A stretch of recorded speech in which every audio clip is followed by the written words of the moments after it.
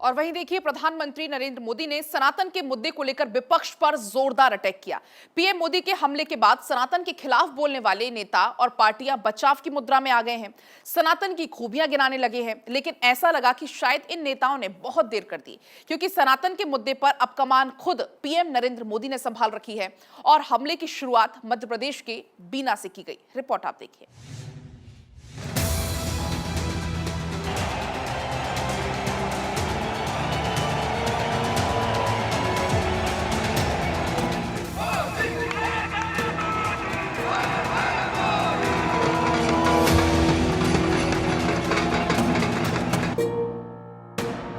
सनातन के मुद्दे पर पीएम मोदी मैदान में उतरे तो विपक्षी अपने स्टैंड से रोल बैक करने लगे। सनातन के मुद्दे पर कांग्रेस, सपा, डीएमके सभी पार्टियां बैकफुट पर आ गईं। कल तक जो नेता सनातन को बीमारी कह रहे थे, समूल नष्ट करने की बात कह रहे थे, वे अचानक सनातन की प्राचीनता, व्यापकता, व्यावहारिकता गिनाने लगे। सनातन को लेकर बीजेपी मुखर है और कमान संभाली है बीजेपी के महारथी प्रधानमंत्री नरेंद्र मोदी ने। मध्य प्रदेश के बीना में पीएम मोदी ने सनातन को टारगेट करने वालों पर ऐसा हमला बोला कि विपक्ष की बोलती बंद हो गई। सनातन को टारगेट करके वोट बटोरने की चाल नाकाम होते देख विपक्षी गठबंधन में खलबली मच गई। हिंदू वोट फिसलने का डर सताने लगा। असल में पीएम मोदी ने बीना की रैली में सबसे पहले इंडिया अलायंस को एक नया नाम दिया। उन्होंने इसे इंडिया अलायंस कहकर संबोधित किया। पीएम मोदी ने सनातन पर चोट करने वालों पर सीधा अटैक किया। उन्होंने कहा कि यहाँ कुछ दल ऐसे हैं जो देश और समाज को विभाजित करने में जुटे हैं।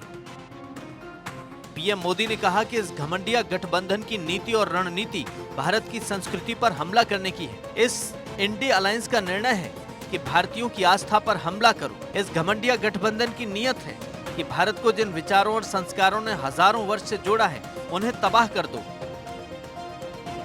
दुनिया के मंचों पर ये हमारा भारत विश्व मित्र के रूप में सामने आ रहा है। वहीं दूसरी तरफ कुछ ऐसे दल भी हैं जो देश को, समाज को विभाजित करने में जुटे हैं। प्रधानमंत्री मोदी ने महात्मा गांधी और स्वामी विवेकानंद जैसी हस्तियों का उदाहरण देते हुए कहा कि इतनी बड़ी हस्तियों को जिस सनातन से प्रेरणा मिली, ये लोग उस परंपरा को नष्ट करना चाहते हैं। जिस सनातन से प्रेरित होकर देवी अहल्याबाई होलकर ने देश के कोने कोने में सामाजिक कार्य किए, नारी उत्थान का अभियान चलाया, देश की आस्था की रक्षा की, ये घमंडिया गठबंधन, ये इंडिया अलायंस उस सनातन संस्कारों को, परंपरा को समाप्त करने का संकल्प लेकर के आए हैं। विपक्ष अच्छी तरह जानता है कि पीएम मोदी बहुत अच्छे वक्ता हैं। वे जब कुछ बोलते हैं तो देश उनकी बातों को गंभीरता से सुनता और समझता है। ऐसा लगता है कि विपक्ष को अब ये लगने लगा है कि सनातन की खिलाफत से उन्हें चुनाव में नुकसान हो सकता है। इसलिए ये मुद्दा उठाने वाले नेताओं और उनकी पार्टियों के सुर बदलते नजर आ रहे हैं। सनातन के सवाल पर कांग्रेस अध्यक्ष मल्लिकार्जुन खड़गे के बेटे और कर्नाटक सरकार में मंत्री प्रियांक खड़गे पहले उसे भेदभाव वाला धर्म बता रहे थे, बीमारी कह रहे थे। वो अब सनातन की प्राचीनता का वर्णन कर रहे हैं। प्रियांक खड़गे ने पहले कहा था कि जो समानता को बढ़ावा नहीं देता, मानव की गरिमा सुनिश्चित नहीं करता, वो धर्म नहीं है। जो धर्म समान अधिकार नहीं देता या इंसानों जैसा व्यवहार नहीं करता, वो बीमारी के समान है। लेकिन अब वो कह रहे हैं कि सनातन 3500 साल से है और आगे भी रहेगा। इसका मुद्दा ना बनाया जाए, नरेंद्र मोदी अपने काम पर ध्यान दें। असल में इस मुद्दे की शुरुआत डीएमके से हुई थी।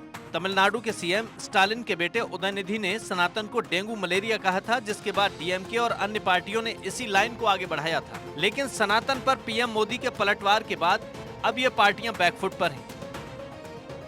पहले डीएमके के उदयनिधि ने कहा था कि सनातन का बस विरोध नहीं बल्कि इसे समाप्त कर देना चाहिए। डेंगू, मलेरिया, कोरोना का विरोध नहीं कर सकते, हमें इसे मिटाना है। इसी तरह हमें सनातन को भी मिटाना है। लेकिन अब उसी डीएमके के नेता एलन गोवन कह रहे हैं कि हमारी पार्टी में ज्यादातर नेता कार्यकर्ता हिंदू हैं। हम द्रविड़ मूवमेंट में शामिल थे, हिंदू धर्म में जाति को लेकर जो भेदभाव है, हम उसके खिलाफ हैं। सनातन और हिंदू आस्था पर चोट करने में समाजवादी पार्टी भी पीछे नहीं रही। पार्टी के नेता स्वामी प्रसाद मौर्य हिंदुओं को टारगेट करते रहे, ग्रंथों और तीर्थों पर अटैक करते रहे और समाजवादी पार्टी में उनका प्रमोशन होता रहा। लेकिन अब वे भी सनातन का गुणगान कर रहे हैं। पहले स्वामी प्रसाद मौर्य ने कहा था कि हिंदू नाम का कोई धर्म नहीं है, हिंदू धर्म केवल धोखा है। बद्रीनाथ, केदारनाथ और जगन्नाथपुरी पहले बौद्ध मठ थे। रामचरितमानस को बैन करना चाहिए। लेकिन अब वही स्वामी प्रसाद मौर्य कह रहे हैं, सनातन सत्य है, शाश्वत है, व्यावहारिक है, वैज्ञानिक है। जैसे सूर्य हमें प्रकाश देता है, लाखों साल पहले भी देता था और आगे भी देता रहे। यानी यह तय है कि सनातन पर उठी सियासी चिंगारी अब उन्हीं का दामन जलाने लगी है जिन्होंने इसे सुलगाया था। विपक्षी पार्टियां समझने लगी हैं कि सनातन पर चोट करने से नुकसान ज्यादा हो सकता है और इसीलिए इन पार्टियों के बयानवीर अपने स्टैंड से रोल बैक करने लगे हैं। Bureau report, Bharat 24।